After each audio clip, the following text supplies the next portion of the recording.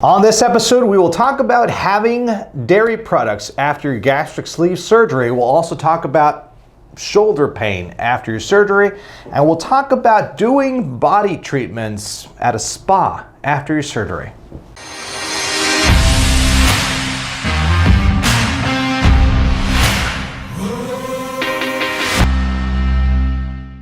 Hello everyone, I'm Dr. Alvarez with Endobariatric.com and welcome to episode 210 of the AskDrA show. Thanks so much for being here with me.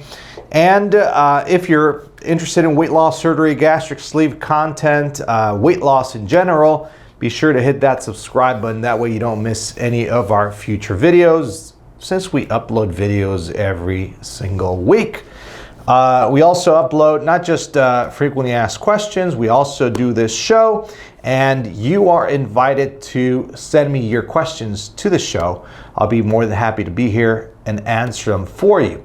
There is one way to do this, and all you have to do is send your question using the hashtag AskDrA throughout social media, and we'll be able to grab those questions, add them here to the list, and I'll get to them. All right, so let's go into the show. All right, so the first question is, can I have dairy products after surgery?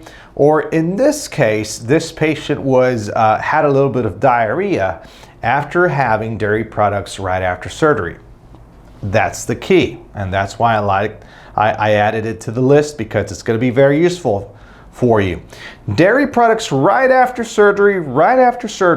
In fact, I don't have them on my list the first week, and you can start doing some protein shakes week 2. But right there, when you add some dairy products, it may cause a little bit of diarrhea, and that's why I added this to the list. That's why I wanted to address this, so let you know that it's completely normal.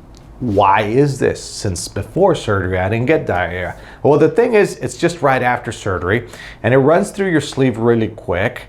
The first few weeks after surgery, the tightness, the inflammation of your sleeve doesn't have enough space. It goes to the first portion of the intestine, and that is when it triggers that osmotic diarrhea.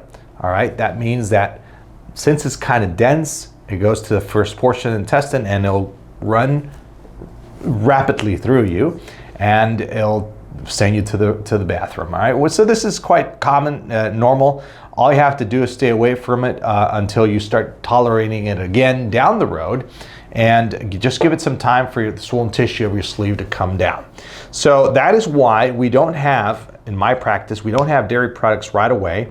We give it time for that swollen tissue to come down, and then you can start giving it a try with creamy soups, drinkable yogurts, protein shakes, and stuff like that. But if it happens, just to let you know, don't worry, this is only temporary, and once the sleeve and the swollen tissue comes down, you'll be able to tolerate it a lot better. And the second question is, Dr. Alvarez, I just have some shoulder pain after surgery. Is this normal? And the answer is yes and no. The reason being is, especially the left shoulder. Your left shoulder right after surgery is quite common, and that is due to the manipulation and inflammation in the gas that was used during surgery. It's not that common for you just to have that precise left shoulder. I mean, I see it probably one every 100 patients, maybe two out of 100 patients. I mean, it's not that like everybody gets the left shoulder pain. And a day or two pretty much goes away. That is normal. That's the yes. The no is down the road. If you have, I'm talking about 2 weeks, 10 days, you didn't have shoulder pain, and all of a sudden you develop shoulder pain on that left side, specifically not on your right side. If your heart rate is elevated and raised, if you have fever, you have extreme abdominal pain, shortness of breath, that is a red flag, and you need to get yourself checked. But otherwise, the first few days after surgery, some shoulder pain that goes away as the days go by, it is completely normal. That is because of the inflammation near the diaphragm and the gas that we use to perform surgery. So put your mind at ease, and I hope this helps. And the last question is body treatments. Can I have a massage? Can I have, well, body treatments involves a lot of stuff. Let's start there. So it could be sauna, it could be massages, it could be red light, it could be beams, it could be a lot of stuff, all right? So first of all, check with your surgeon, and if that body part or that treatment that you want involves directly your abdomen, nothing before 30 days, all right?